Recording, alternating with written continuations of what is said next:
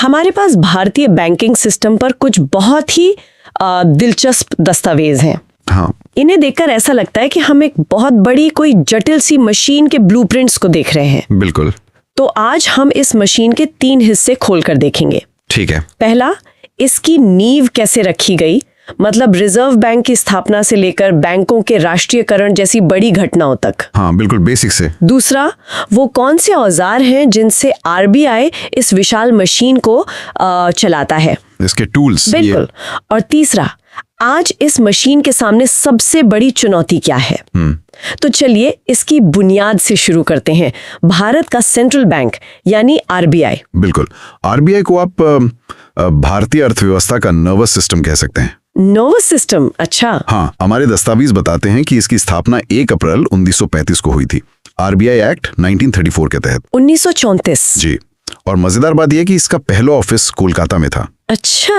हाँ, जिसे बाद में मुंबई शिफ्ट कर दिया गया।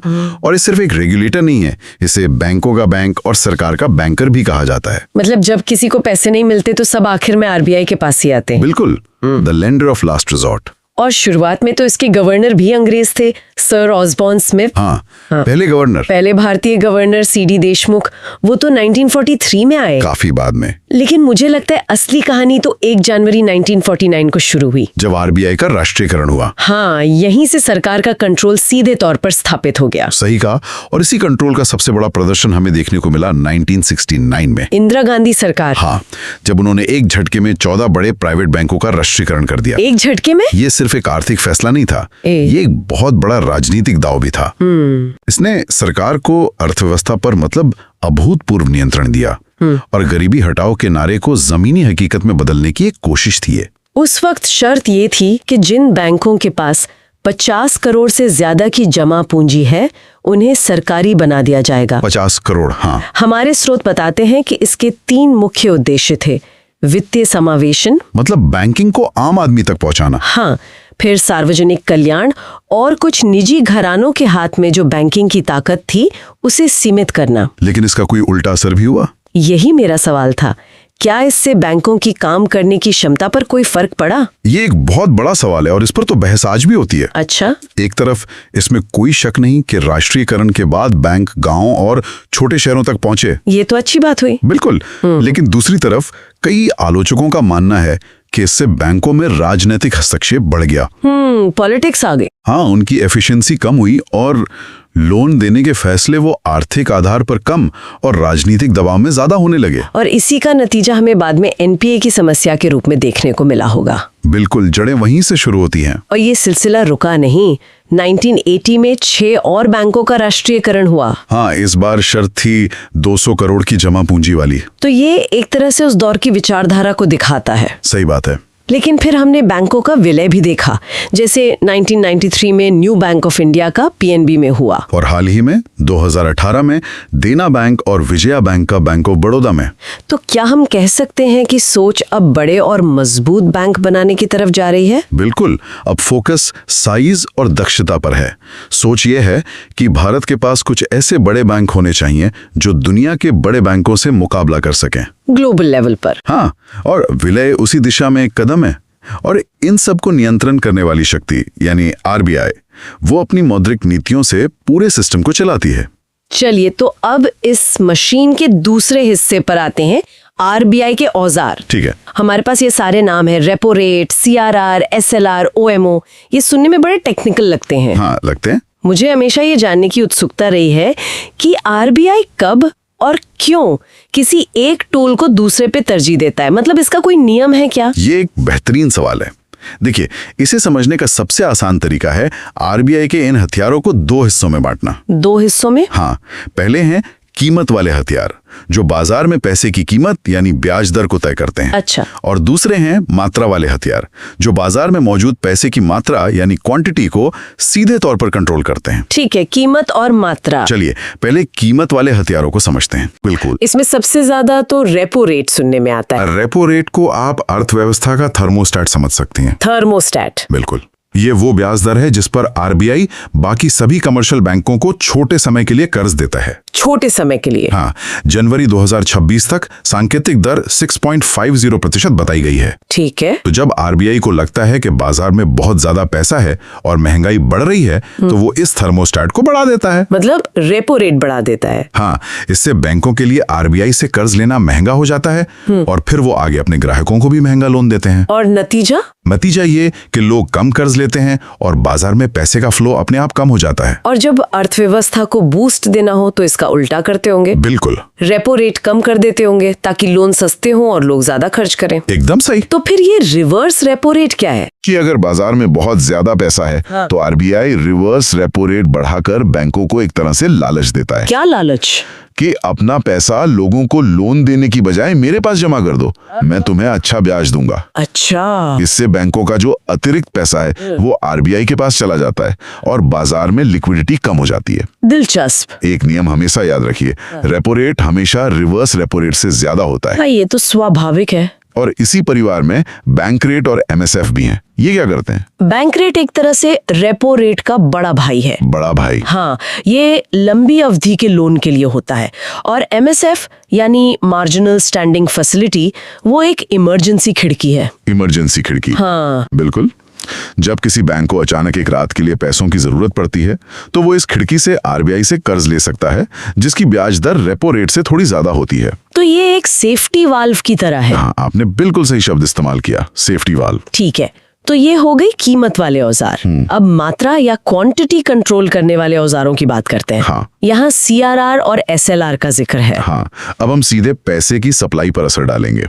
पहला है सीआरआर यानी cash reserve ratio. Cash reserve ratio. इसका सीधा मतलब है कि हर बैंक को अपने पास जमा कुल पैसे का एक निश्चित हिस्सा, जो अभी 4.5% है, 4.5%, उसे आरबीआई के पास कैश के रूप में रखना ही होगा। ये अनिवार्य है। और इस पैसे पर बैंक को कोई ब्याज नहीं मिलता होगा? कुछ नहीं मिलता, और वो इसे लोन देने के लिए इस्तेमाल भी नहीं कर सकता। ये पैसा सिस्टम से एक तरह से बाहर हो जाता है। सोचिए, अगर सीआरआर 0 होता तो क्या होता? तो बैंक अपने पास जमा हर एक रुपये को लोन में दे सकते थे। ये अर्थव्यवस्था के लिए एक रॉकेट फ्यूल जैसा होता, लेकिन बहुत ही खतरनाक। खतरनाक क्यों? क्योंकि अगर बहुत सारे लोग एक साथ अपना पैसा निकालने आ गए तो बैंक के पास कैश ही नहीं होता। आपने बिल्कुल सही समझा। इसी सुरक्षा के लिए दूसरा टूल है एसएलआर, स्टैट्यूटरी लिक्विडिटी रेशियो। हाँ, इसके तहत बैंकों को अपनी कुल जमा का एक और हिस्सा, जो अभी 18% है, 18%, उसे अपने पास तरल संपत्ति यानी लिक्विड एसेट्स के रूप में रखना होता है। अच्छा, तो सीआरआर वाला पैसा तो आरबीआई के पास चला गया, लेकिन एसएलआर वाला पैसा बैंक अपने पास ही रखता है। हाँ, अपने पास ही रखता है, बस उसे वो छू नहीं सकता, मतलब लोन नहीं दे सकता। और इसमें क्या क्या आता है? इसमें कैश, सोना या सरकारी बॉन्ड्स जैसी चीजें हो सकती हैं। तो सीआरआर और एसएलआर मिलकर एक बड़ा हिस्सा ब्लॉक कर देते हैं, जिसे बैंक लोन के लिए इस्तेमाल नहीं कर सकते। बिल्कुल। और आरबीआई इन रेट्स को बदलकर बाजार में पैसे की सप्लाई को सीधे सीधे घटा बढ़ा सकता है। ठीक है। और एक आखिरी और सबसे शक्तिशाली हथियार है ओएमओ, ओपन मार्केट ऑपरेशंस। हाँ, इसे ऐसे समझिए कि अर्थव्यवस्था एक टब है और पैसा पानी है। आरबीआई को जब लगता है कि टब में पानी मतलब पैसा ज्यादा हो गया है और महंगाई का खतरा है, तो वो सरकारी बॉन्ड नाम का एक स्पंज बाजार में बेचता है, जो अतिरिक्त पानी सोख लेता है। अच्छा, मतलब पैसा सोख लेता है। हाँ, और जब लगता है कि पानी कम है, अर्थव्यवस्था सुस्त है, तो वो उसी स्पंज को खरीदकर पानी वापस टब में निचोड़ देता है, यानी बाजार में पैसा डालता है। बिल्कुल। ये शानदार एनालॉजी है। तो ये हो गए आरबीआई के मुख्य औजार, जिनसे वो पूरी अर्थव्यवस्था को संतुलित रखता है। जी। लेकिन बैंकिंग सिर्फ बड़े बैंकों और आरबीआई तक सीमित नहीं है। हमारे स्रोतों में कुछ खास संस्थानों का भी जिक्र है। जैसे मुद्रा बैंक। हाँ, मुद्रा यानी micro units development and refinance agency. इसकी स्थापना 2015 में हुई थी, है ना? हाँ, इसका मकसद उन छोटे उद्यमियों तक पैसा पहुंचाना है जिन्हें बड़े बैंक अक्सर नजरअंदाज कर देते हैं। और इसने लोन को 3 श्रेणियों में बांटा है, जो बहुत दिलचस्प है। शिशु, किशोर और तरुण। हाँ, शिशु में 50,000 रुपए तक का लोन जो अपना काम शुरू कर रहे हैं। बिल्कुल। किशोर में 50,000 से 5 लाख तक का लोन जिन्हें अपना बिजनेस बढ़ाना है। और तरुण में 5 लाख से 10 लाख तक का, जो पहले से स्थापित हो चुके हैं। ये एक सीढ़ी की तरह है जो छोटे से छोटे कारोबारी को भी ऊपर बढ़ने का मौका देती है। तो मुद्रा छोटे शहरी उद्यमियों की मदद करता है, लेकिन भारत की असली आर्थिक रीढ़ तो गाँव में है। हाँ, और वहाँ की जरूरतें अलग है। बिल्कुल, वहाँ बैंकिंग की जरूरतें और चुनौतियां बिल्कुल अलग हैं। और इसी के लिए 1982 में नाबार्ड यानी national bank for agriculture and rural development को बनाया गया था। नाबार्ड। हाँ, ये ग्रामीण भारत में खेती, छोटे उद्योगों और बाकी गतिविधियों के लिए पैसे के फ्लो को सुनिश्चित करने वाली सबसे बड़ी संस्था है। और इसी ग्रामीण बैंकिंग का एक और अहम हिस्सा है रीजनल रूरल बैंक्स, RRBs। हाँ, पहला RRB 1975 में बना था, प्रथमा ग्रामीण बैंक। और इनके मालिकाना हक का मॉडल भी काफी अनोखा है। हाँ, उसमें केंद्र सरकार का हिस्सा 50%, राज्य सरकार का 15%। और जो बड़ा बैंक इसे स्पॉन्सर कर रहा है उसका 35%। बिल्कुल, ये सारे संस्थान उस सोच को दर्शाते हैं कि बैंकिंग को हर तबके तक पहुंचाना है। लेकिन इन सब के बावजूद हमारे बैंकिंग सिस्टम के सामने एक बहुत बड़ी चुनौती खड़ी है। एक ऐसी चुनौती जिसने पिछले कई सालों से उसे परेशान कर रखा है, और वो है NPA। चलिए तो अब इस मशीन के तीसरे और सबसे अहम हिस्से पर आते हैं। इसकी सबसे बड़ी चुनौती NPA यानी नॉन परफॉर्मिंग एसेट्स। सरल भाषा में कहें तो खराब लोन। हाँ, खराब लोन। लेकिन ये होता क्या है और ये इतना बड़ा सिरदर्द क्यों है? देखिए, कोई भी लोन NPA तब बन जाता है जब 90 दिनों तक उसकी किश्त यानी मूलधन या ब्याज नहीं चुकाई जाती है। 90 दिन। हाँ, ये एक बैंक के लिए खतरे की पहली घंटी है।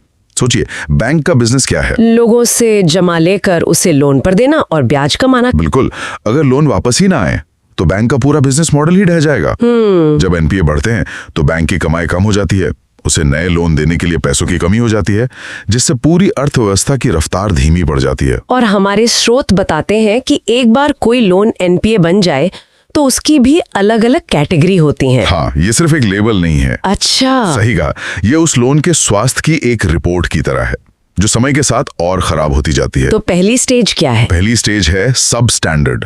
जब कोई लोन 12 से 18 महीने तक NPA रहता है तो उसे इस कैटेगरी में डाल दिया जाता है। और यहाँ उम्मीद रहती है कि पैसा वापस आ सकता है। हाँ, यहाँ अभी भी उम्मीद है कि शायद कुछ पैसा वापस आ जाए। और अगर 18 महीने बाद भी पैसा नहीं आया तो? तब वो दूसरी और ज्यादा खतरनाक स्टेज में पहुंच जाता है, डाउटफुल। डाउटफुल यानी संदिग्ध। हाँ, अब बैंक ये मानकर चलता है कि इस लोन का वापस आना बहुत मुश्किल है। और इसका बैलेंस शीट पर क्या असर पड़ता है? बैंक को इस लोन के बदले अपने मुनाफे से एक बड़ी रकम का प्रोविजन यानी एक तरह का रिजर्व अलग रखना पड़ता है, जिससे उसकी बैलेंस शीट पर बहुत बुरा असर पड़ता है। और आखिरी स्टेज है लॉस एसेट। हाँ, ये अंतिम चरण है, जब बैंक और उसके ऑडिटर मतलब हाथ खड़े कर देते हैं और मान लेते हैं कि ये पैसा अब कभी वापस नहीं आएगा। तो उसे लॉस एसेट घोषित कर दिया जाता है। बिल्कुल, और बैंक की किताबों से हटा दिया जाता है, जिसे हम आम भाषा में राइट ऑफ करना कहते हैं। और ये बैंकिंग सिस्टम के लिए एक सीधा नुकसान है। एक सीधा नुकसान।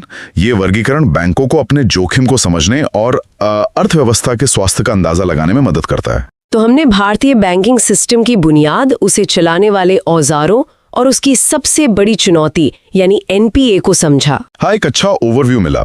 ये एक ऐसी मशीन है जो लगातार विकसित हो रही है। बिल्कुल। लेकिन यहाँ एक सवाल सोचने वाला है। हम RBI के पारंपरिक औजारों की बात कर रहे हैं, पर आज का दौर तो फिनटेक कंपनियों का है, डिजिटल करेंसी और UPI का है।